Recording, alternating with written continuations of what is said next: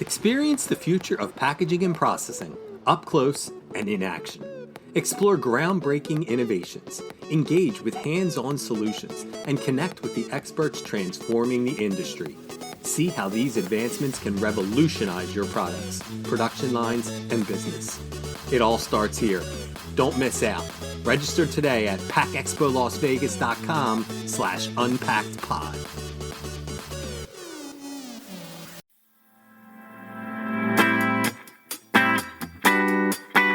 You're listening to Unpacked with PMMI, where we share the latest packaging and processing industry insights, research, and innovations to help you advance your business. Hi, and welcome to a special bonus mini Unpacked with PMMI. I'm your host, Sean Riley.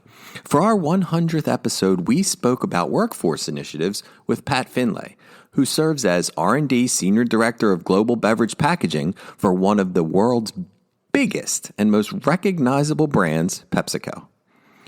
I couldn't let a guest from a high-profile company like that leave without prodding him on PepsiCo's current sustainability initiatives. It's the big money companies that will ultimately drive real change, so let's hear what the biggest food and beverage company in the U.S. is doing. We'll call it 7 minutes on sustainability. Absolutely, and that's wonderful to hear. I have one more question before we kind of wrap up, and because I can hear again, I would catch a lot of flack from people if I had somebody from a huge company like PepsiCo on here and didn't ask them some more packaging industry directed questions. So the only thing I really touch on is I know you're in the packaging realm. Sustainability is always the biggest thing. So I guess if you could just talk about what PepsiCo is doing around sustainability from the packaging end, just so I can feed the Jones of some of our packaging listeners. Sure. Yes, sustainability has become a major force within the organization and obviously within the global world economy as we're looking at how do we drive better sustainability of packaging around the world. Plastics in particular has got a very negative rap. And a lot of negative visibility that comes with it for a material at the end of the day, which is a really high quality material that does a great job of doing what it's supposed to do and what it's designed to do. With that said, we recognize that we want to minimize the amount of packaging that we've got around the world and the amount of plastics that we've got around the world. So we have a lot of activities around driving rPET incorporation, bringing 100% rPET bottles. I think we have 100% rPET bottles now in 23 markets around the world. So we're driving reuse of materials. How do we bring those recycled materials back into high quality beverage packaging and bottles? Driving recycling rates. If you look around the world, there's a vast discrepancy on the recycling rates in different parts of the world. How do we make sure that we're getting high quality recycled material back so that we can bring it into our packaging as a high quality finished good that ultimately ends up in the hands of consumer. I'm a firm believer that packaging and plastics in and of itself is a good thing, but if it's not handled correctly after you're finished using it, that's where it becomes an issue. So how do we make sure that the post-use life cycle of the packaging and the plastics that we're using has value to it that ultimately, end of the day, drives recycling and gets it reused. We've done a lot of things around lightweighting our packaging over the years. If you look back 20 years ago, 20-ounce bottle would have been about 24, 25 grams. Now it's 21. And we're always looking at how do we drive lighter weight packaging and reducing the amount of material that we're using in our packages. And then also, there's a lot of work around things like bio-based PETs. How do we look at plant-based material alternatives to petroleum that'll give us a more environmentally friendly plastic at the end of the day? Not new to the world. It's been done for about 10 years, but how do we start to drive that onto a bigger scale?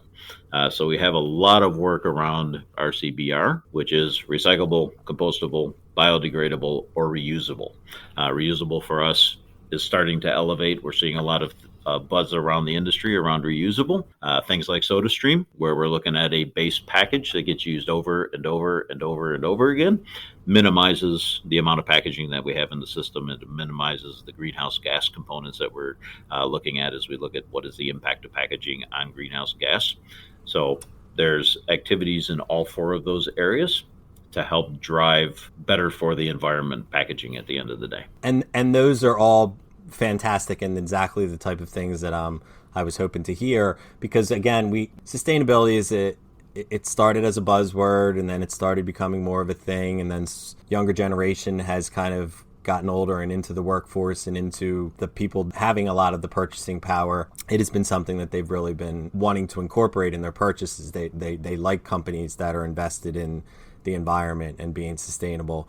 And some of the things you talked about, mainly the difficulty in you, especially you as a plastics guy, but you know on your end that plastics, for all the negative attention it gets, is a material that, I always think of this example, but when there's disasters and stuff like that, that bottled water is what comes in and saves people's lives. Like, plastic is something that is a necessity that we need to use, and it is something that we can recycle, but the bigger problem is we need to fix sort of the recycling part of it, that MRF end of it, and that end of it where we can dispose of it properly and have the stuff recycled properly. And I guess it kind of takes the Pepsi's kind of drive that, if that makes sense. Is that something that's fair to say? Like the bigger companies kind of have to be the ones that are going to make those changes, sort of force those changes to happen. Is that fair to say, Pat? Yeah, absolutely. We have a number of people that engage pretty consistently with regulatory bodies and different governments around the world to help drive recyclability and help drive how markets are going to work with recycled materials. The example I'll use is China. China does not currently allow PET to be used in a bottle from a recycle point of view. We have provided information to the regulatory bodies in China to help them understand what recycled PET is all about, the quality of the recycled PET, the cleanliness of the recycled PET, and the safety of recycled PET. So we do have engagement at that type of level. It's not just we design a bottle and we go produce it and make it. We have a lot of areas that we have our fingers in. And I say we as PepsiCo, but it is industry driven. Mm-hmm. We are not alone. We know that our big competitors are also looking at sustainability, and they're also looking at working within the kind of regulations that we have to work in. And it's for everybody's benefit to kind of help drive those capabilities and understandings where markets don't have the approvals today to do rPET.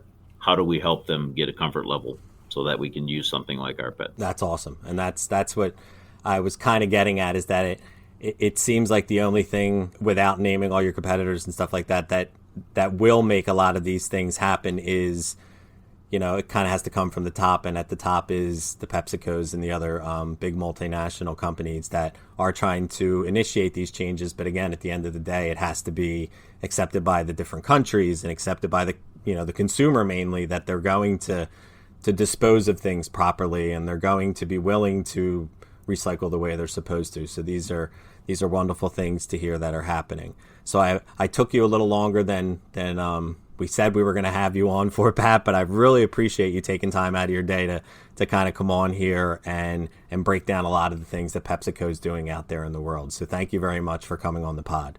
My pleasure, Sean. I'm glad to do it. Please rate, review, and subscribe. To do that, go to the iTunes podcast or Spotify app on your phone and search for unPACKed with PMMI.